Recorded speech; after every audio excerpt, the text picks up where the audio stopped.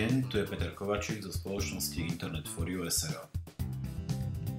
To krátke video objasní, ako vznikalo logo projektu Live Energia a prečo je také, aké je. Kľúčové slova. Keď som si prečítal základné informácie o projekte, ku ktorému som chcel vytvoriť logo, môjim prvým nápadom bolo sledovať kľúčové pojmy a hľadať spôsob, ako ich dostať do grafickej podoby. Z môjho pohľadu išlo o tieto kľúčové slova. Chránené vtáky, elektrina, hniezdenie, migrácia, nebezpečenstvo, kolízie, zranenia a smrť. Ani jeden z týchto pojmov nie je ľahký. Všetko sú to pomerne vážne veci, nijak zvlášť veselé, čo je asi celkom normálne, keďže už z podstaty veci je každá ochrana životného prostredia spojená s nejakou hrozbou a rizikom. Graficky by takéto logo malo obsahovať nejaké siluety vtákov, aby bolo jasné, o koho ide. Mohlo by obsahovať symboliku hniezd zosobňujúcich bezpečie. V kontraste by mohli byť riziká spojené s migráciou, znázornené nejakými grafickými skratkami elektriny a elektrických vedení. Symboliku zranenia a smrti by bolo potrebné vynechať. Okrem emócií z loga tu však bol aj iný problém. Tých kľúčových slov a z nich vyplývajúcich grafických prvkov je priveľa. Nie, že by v logu nemohli byť všetky, môžu byť. Logo môže tento príbeh aj rozprávať, ale potom prestane fungovať ako grafická značka a stáva sa kartou starotu, ktorej symbolika sa vykladá. Našťastie, súčasťou základných informácií o projekte Live Energia boli aj plánované výstupy z projektu. Inak povedané veci, o ktoré ide a ktoré sa majú udiať. A práve tieto informácie boli pre mňa rozhodujúce. O čo teda v projekte vlastne ide? Identifikujú sa nebezpečné úseky vedení a tie sa ekologizujú odkloňovačmi.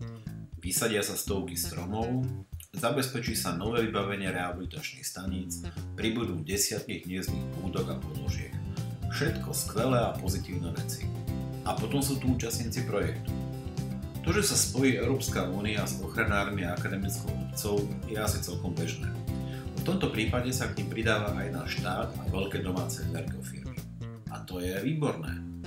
V projekte som nikde nenašiel, že by na jeho realizáciu malo vzniknúť x nových pracovných miest. A z toho som usúdil, že kus roboty odvedú nadšení dobrovoľníci a to zvyknú byť až na pár výnimiek mladí ľudia. Keďže dobrovoľníctvo nepovažujem za najvyššiu formu otrokárstva, tak aj túto vec hodnotím maximálne pozitívne. Takže, keď si to tak zhrniem, ide o pozitívny tvorivý projekt, ktorý prináša niečo nové, dobré a užitočné. Ide o projekt, ktorý nabáda ľudí na aktívnu spoluprácu. A to je predsa dôvod na radosť. A práve také logo, podľa môjho názoru, tento projekt mal mať. A aké bolo moje riešenie? No predsa takéto. Sám som mu začal pracovne hovoriť strapaté Ečko. Po grafickej stránke toto logo neobsahuje žiadne odkazy na elektrické rozvodné siete ani na vtáky. Bolo by to príliš popisné a logo by malo defenzívny charakter. Strapaté Ečko je kombinácia dvoch symbolov, dvoch posolstiev a jednej dominantnej emócie. Prvým symbolom je elektrina, preto to E. Druhým symbolom je Európska únia, preto hviezdičky. No a na symboly nadväzujú posolstva loga, ktoré by mohli znieť. Energia je fajn, EU je fajn. A napokon je tu jedna dominantná radostná emócia nad očakávaným výstupmi. No, len sa pozrite bližšie na to malé E. Aj to sa predsa usmieva. No, neusmieva sa bezdôvodne. Energia nie je zlá. EU nie je zlá. A obe veci sú úplne normálnou súčasťou nášho prostredia pre život a nemusia byť nutne v rozpore so životným prostredím. Takéto logo o projekte, ktorý reprezentuje, hovorí pravdu. Tento projekt je totiž strašne fajn, pretože smeruje k nejakému konkrétnemu zlepšeniu a tomu by sme sa mali iba tešiť. A strapaté Ečko sa teší s nami. Hviezdičky nie sú pichlavé, ako tie obkolesujúce kosak a kladivo a pri troche fantázie môžu pripomínať smejúceho sa strapatého chlapca či smejúce sa strapaté dievča, nech som gender korektný. Logo je naozaj jednoduché a to je jeho veľká výhoda.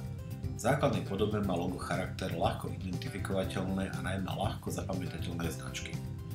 Vďaka svojej jednoduchosti znesie aj silné zmenšenie, pri ktorom iné logá prestávajú byť čitateľné a identifikovateľné. Spomenul som, že v základnej podobe. No tak sa poďme pozrieť, aké iné podoby a varianty strapaté Ečko ponúka. Prvá varianta. Logo má 3 základné podoby, ktoré tu vidíte. Dve z nich obsahujú aj meno projektu. Prvá varianta je určená na použitie pri bielom podklade a na tomto videu ju na svojom tričku predvedie naša modelka.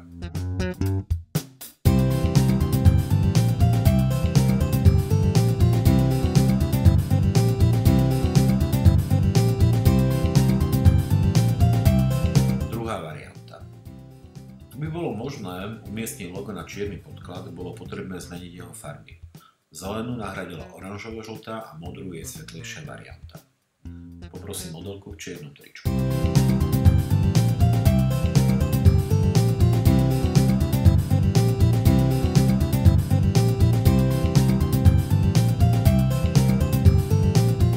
Tretia varianta.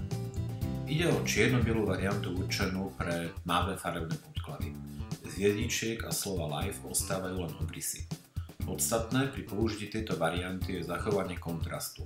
Preto sú pre ňu vhodné len tmavšie farby ako napríklad tento odtieň tmavo-modrej.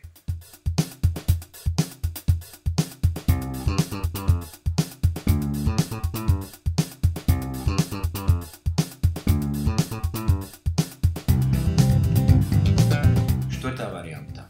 Táto varianta rieši obdobnú situáciu ako predchádzajúca, len s tým rozdielom, že nie je určená pre tmavé podklady, ale naopak pre svetlé, čo vidíte aj na poslednom žltom tričku našej modelky.